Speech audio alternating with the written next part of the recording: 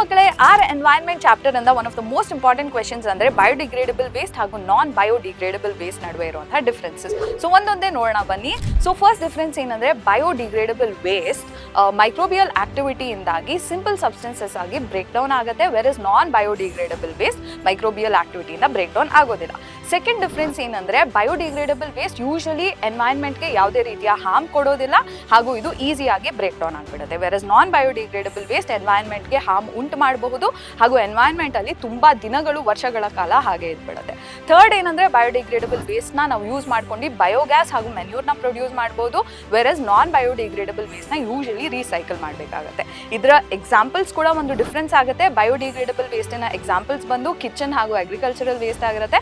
ನಾನ್ biodegradable ವೇಸ್ಟಿನ example ಬಂದು plastic, glass ಹಾಗೂ thermocol ಆಗಿರುತ್ತೆ. ಸೊ ಇದೇ ರೀತಿ ನಿಮಗೆ ಇನ್ನೂ ಇಂಪಾರ್ಟೆಂಟ್ ಇನ್ಫಾರ್ಮೇಶನ್ ಬೇಕು ಅಂದ್ರೆ ಪರೀಕ್ಷೆ ಚಾನಲ್ಗೆ ಸಬ್ಸ್ಕ್ರೈಬ್ ಮಾಡಿ.